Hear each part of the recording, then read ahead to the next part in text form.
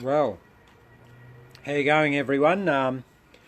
So I thought instead of talking about food, now I am going to have lunch. I'd like to talk to you if you're a runner or a bike rider, and if you think the only way you can get stronger, or rather faster, is by running more or riding more, you're probably on the wrong page. So, you know, what I've learnt, and I know I've only been doing triathlon for 3 years now, hey Tony, and I've only been riding a bike for 3 years, but I've been running for 10 years. And what I've found is that we can go with what I call conventional stupidity, which is we run more or ride more and smash ourselves more and more, but we don't necessarily get any faster. So there's ways we fatigue when we race. So we can fatigue in our cardiovascular system. We can't hold our VO2 max for a long period of time. We can fatigue mentally. So up here we give up when we think it's really hard. We can also fatigue nutritionally. So we can bonk. So we can hit the wall because we don't have enough glucose in our body. But primarily, the main way people fatigue when they race, whether they're running or riding, triathlon or marathoning, or just doing a 10K run, is muscularly. So we fatigue in our glutes, in our legs, in our hip flexors, and that's evidenced by when you look at videos of runners or yourself, when you're fatigued, you drop your hips. So you're fatiguing in the muscles, yet if that's where most people fatigue when they're racing, why don't they actually improve the strength and power and the force they can produce from their legs? Why? Because it's counterintuitive. Maybe because it's easier to go on a social ride with our friends. Maybe it's easier to think of what I call conventional stupidity of, I just need to ride more and get my heart rate up higher. Look, honestly, if that's your approach to being fit and strong and being faster, then you're on the wrong plan. So here's my recipe for how you get strong, how you get fit, how you get healthy. First thing is you've got to improve your body composition. That's number one.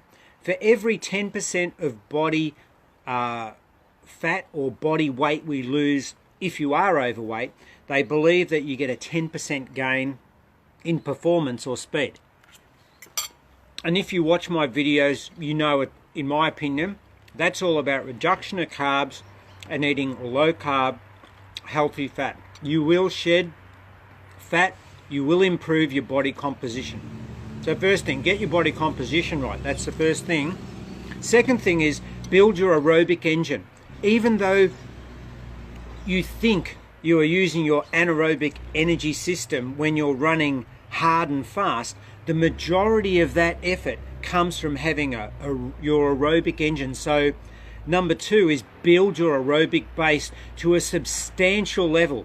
That means long, slow, low, or not slow, but low heart rate training. So my resting heart rate is between 38 and 41. I've got a massive aerobic engine. That doesn't happen overnight. It happens through discipline.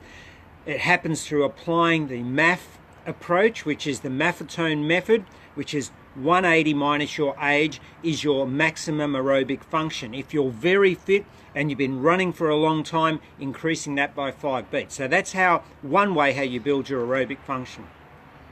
The third thing is building strength in our glutes, our hip flexors, and being able to run. Hey Lee, I hope you agree with some of the things I'm saying here, is building the strength to be able to run on fatigued legs. And that's all about working your legs, building your mobility, your flexibility, but working in the gym.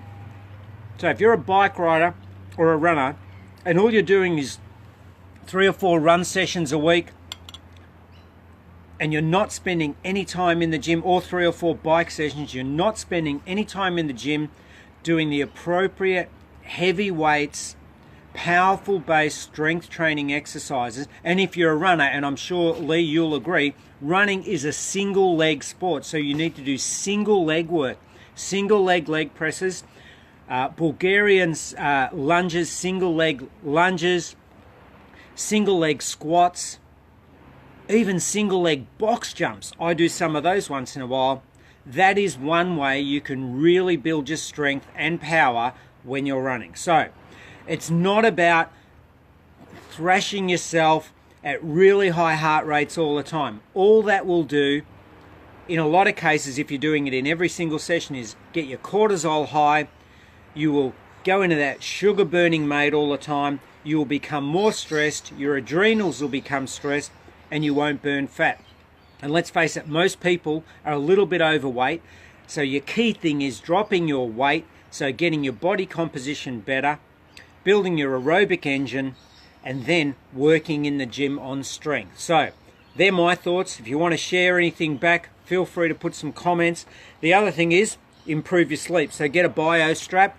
It's a biometric device I use and a lot of my clients use. I can measure, I can actually analyze their sleep from anywhere in the world, their oxygen saturation, their heart rate variability, a whole lot of stuff. I've got a discount code that you can use as well. If you want a hand, let me know, Andre Obradovic at andreobradovic.com. Have a great day, and remember, if conventional stupidity is not working for you, think about what I've said. If you want extra help, come and work with me.